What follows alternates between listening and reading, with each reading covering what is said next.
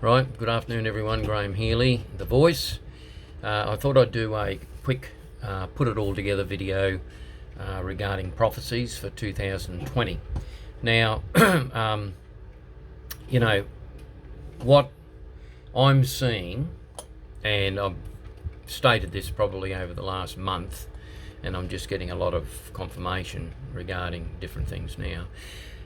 Basically, number one, I had a very clear impression in my spirit that this year, 2020, is going to be a year where corruption is exposed. And this is, I'm talking relevant to Australia. Now, I'll make a couple of little comments about the drought and a few other little things. So I sort of try and keep, this one's mainly spiritual stuff, try and keep the politics out of it, but you can't in a way, because one reflects on the other. Now I'll just start regarding ScoMo, or Slow-Mo as I call him, or No-Go as I've actually called him now.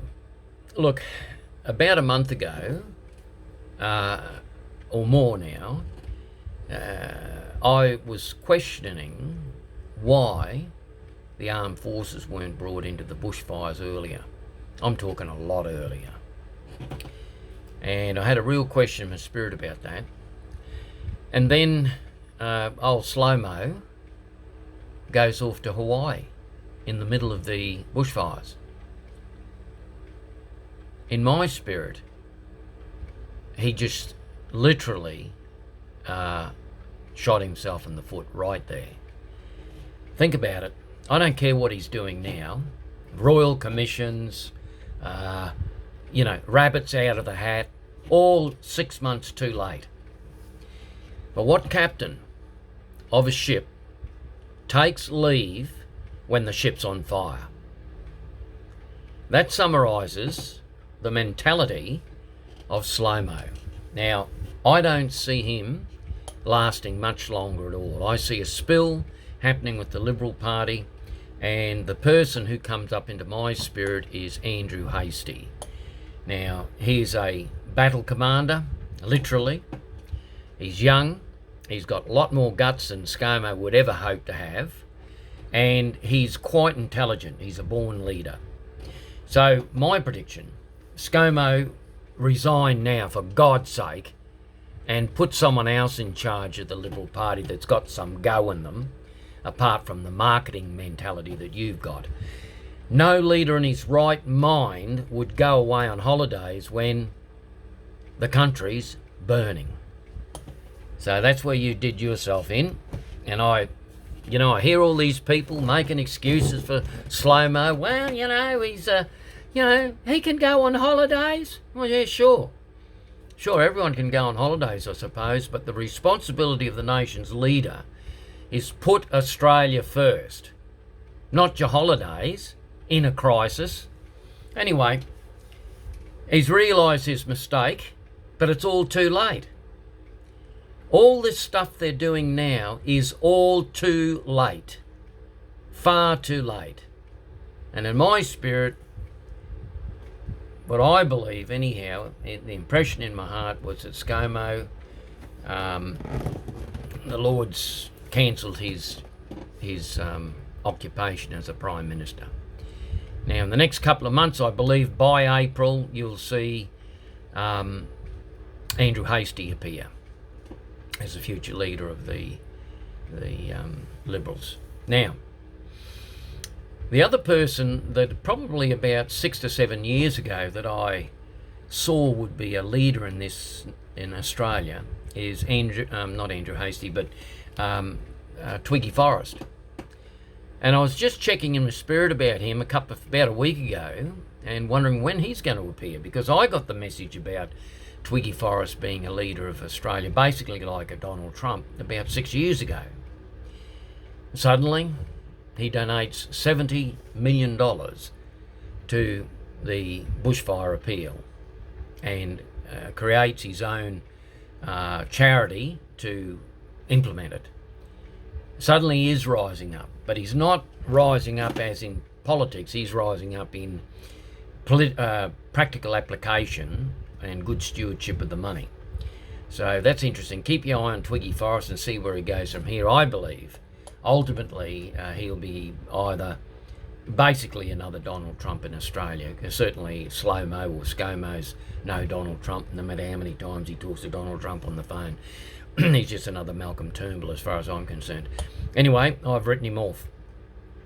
And Andrew Hasty's the only option as far as my spirit's telling me. And don't bother talking to me about logical things, because there's two different areas. You hear the spirit, it's got nothing to do with the logic part of the brain. Okay, now regarding prophecies for 2020, so for me, that's what I saw.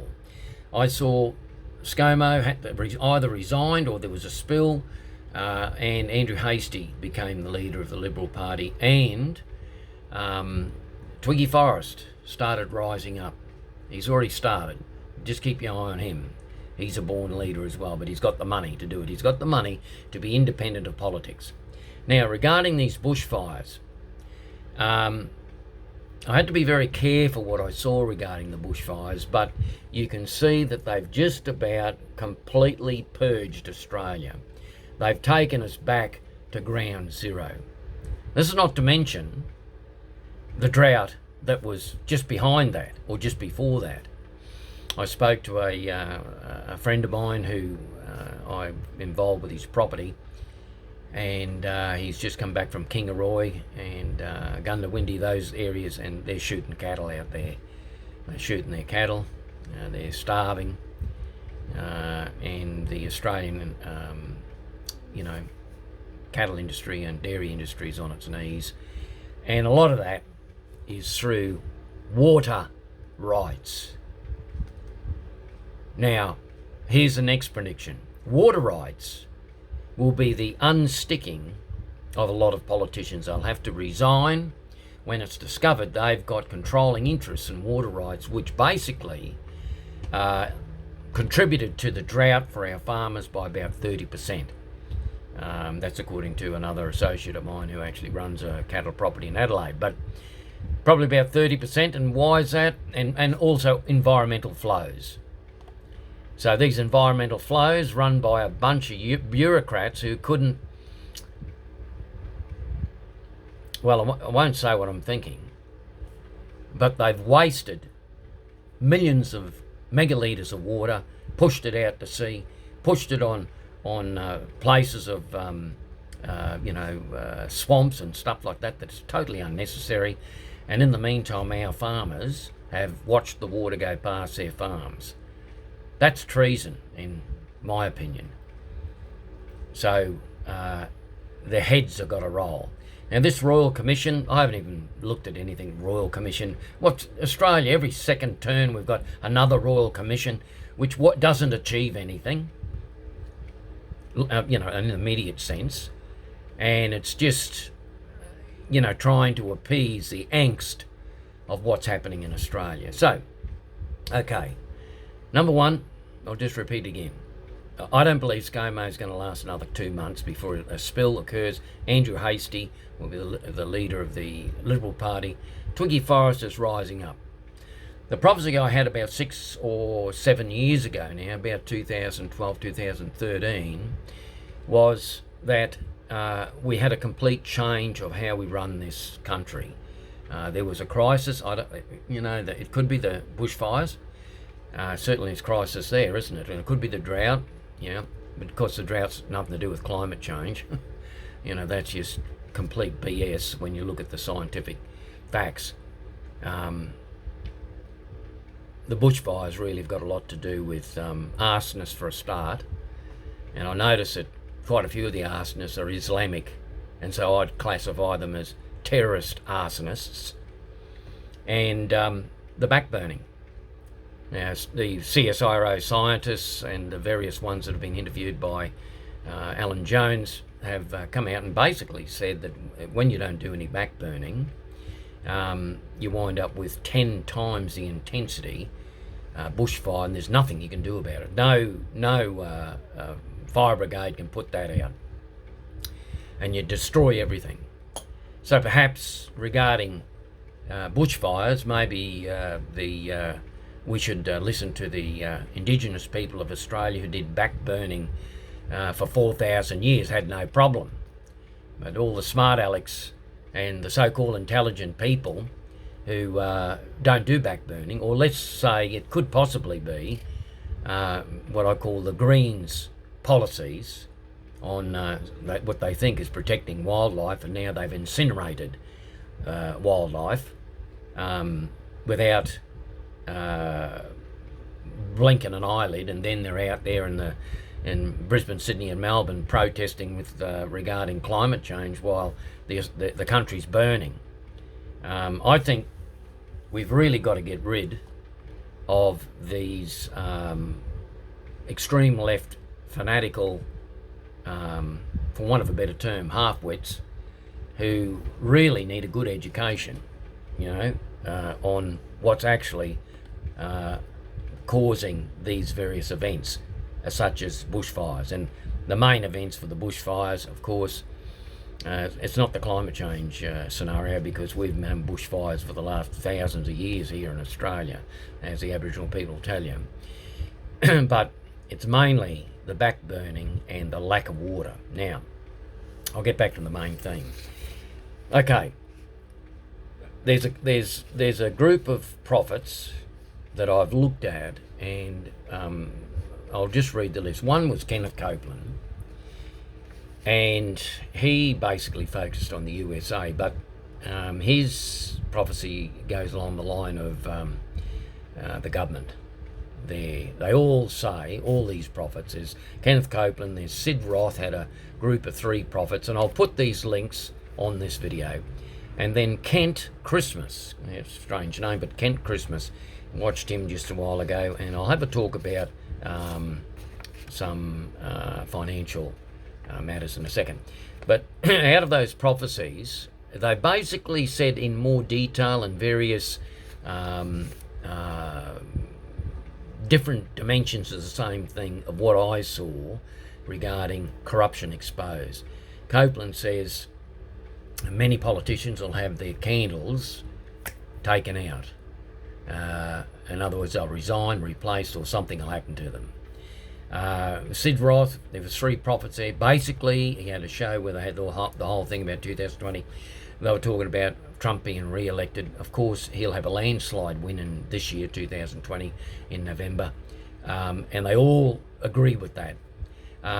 But they also said that the corruption in the government, this is talking USA, will be exposed. I'm talking about Australia. The corruption in the government will be exposed. Now, one of the things that I felt in my spirit was a serious matter is water rights. Now that, when that comes out in the open, I don't know whether we need another Royal Commission for that. A Royal Commission and everything. Maybe they put a Royal Commission into pedophile protector Brian Houston. Maybe they do another Royal Commission on him and see that yes, pedophilia is a crime and you should report it to the police. I won't divert on that. By the way, I've already had a vision about Brian Houston being exposed for misappropriation and moral and financial mismanagement. And he's still under investigation from the police. And I have a lot of people contact me and say, oh, well, they put Brian Houston up on a pedestal. Well, I'll never put a pedophile protector on a pedestal. Where they should be is in jail. That's where they should be. Anyway, getting back to these 3 major prophets, and there was one I just thought of also was Veronica West. She's a prophetess in Ireland. So their total picture, there was a bit more detail in it. I'll put the links in this tape, this video. But their picture is, okay, they all agree Trump's going to get re-elected big time. I agree with that, totally. There's a big divide in the US. There's the loony left, just like there is here in Australia. The loony left over here doing all these demonstrations, reckon that bushfires have got something to do with climate change, and there's no empirical evidence to prove any of it. and they'll quote sources that are totally flawed. And the truth is coming out on that now, you know. So, loony left, we've just got to ignore them, and we get to the what I call the silent majority, which is, you know, 90% of Australians, and we look at the main issues, which is the drought and the bushfires. Now, what's happened is it's flattened Australia. It's been like almost like a September 11 in a bushfire sense, where it's just burnt out the whole country. Now, in the background, there's an economist that I follow as well. There's a few of them, but one in particular, an Australian guy called John Adams. Just before Christmas, he gave a scenario of where Australia is economically. Now, unfortunately, the government, i.e. Slow-Mo and Frydenberg, they're lying to you totally. The economy is not in a very good position at all. In fact, it is $2.5 trillion in foreign debt. And as a percentage of GDP, it's almost 62% of GDP. Now, to put that in perspective, Ireland and Greece and those countries that had the currency collapses and what have you, they had the collapse at 50% of GDP. 50% of GDP. We're at almost 62% GDP in debt, foreign debt, a lot of it Chinese foreign debt. So we're in a very, very vulnerable position as far as our foreign debt is concerned. So that's the true picture. Now, it doesn't matter what Frydenberg says, they're not telling you the total truth. John Adams, he's an economist, a very astute one, and he really knows what's going on. So the other thing is we've got a property bubble in Australia, second only to China. So from the 2008 financial crisis, everything's just exponentially grown bigger. Now the average house, even in Brisbane, you know, to buy a new house, about $1.4 million, for goodness sake. You know, you notice the Reserve Bank has dropped the interest rates just about to zero. They'll all start printing money shortly. So Australia isn't in a very safe position financially, right? Then we've been hit with the bushfires. Totally burnt out the place. Destroyed our wildlife just about. Then the drought. Nothing to do with climate change, just that it's to do with manipulation of water rights by politicians and vested interests. That's got to be exposed.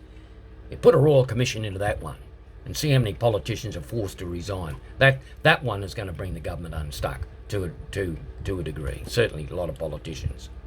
Listen to Alan Jones is very good on this, and Helen Dalton, a MP in New South Wales. She's right on the button with all this as well. Helen Dalton. Look her up and follow her Facebook posts. Okay, let's summarise. We'll finish off. This is where I'm seeing it. Okay. Corruption will be exposed right across the board in Australia. The bushfires are really taking us back to base zero. It's actually exposed the duplicity of the federal government and state governments blaming each other all the time and achieving nothing in the process. So the structure must change. The answer is, for Australia, as far as the whole economic thing is concerned, we have to re-sovereignise. We have to make Australia great. Now, how do you do that? You implement the Bradford irrigation scheme. Now, I see a few people, they're starting to bang that drum. We've been banging that drum for, 10 years or more, back in the Dick Smith days when we were associated with Dick Smith. So the Bradford scheme must go ahead. It will change the whole dynamic of Australia, provide jobs for people, and regarding electricity generation, just imagine having these big turbines run through water. Just imagine running our electricities just through the hydro system, just like a Snowy River scheme, 10 times bigger than that. Now, that's the track we've got to go on, and we have to restructure the way we do government here. It's far too bureaucratic. They never achieve anything. So what I saw in that 6 years ago, in that prophecy for Australia, is that the Liberal Labors, they really couldn't govern properly, and the senators started rising up. So the senators had territories in Australia, and we made the operation of government in Australia very, very simpler and, let's say, more efficient. So whether or not we could do away with Canberra, actually, that's my personal opinion. They're useless anyhow and never achieve anything. So, or either that or we do away with the state governments and we just have the local, and then we have a federation. We've got to make it simple, and we've got to make it simple for Australia to be profitable, basically. So, Bradford scheme, change the dynamics of the outback. We change Australia to a net exporter rather than importer, because then we'll change the farming climate literally by watering the whole of Central Australia. And we can do that starting this year. So by April this year, we're going to see some changes in the government. I believe ScoMo will resign or step down, Andrew Hasty be in. And watch Twiggy Forrest in the background. See what he's got. He's got the money to be able to do stuff for Australia. He's like Donald Trump in the background. Watch him. He'll rise up.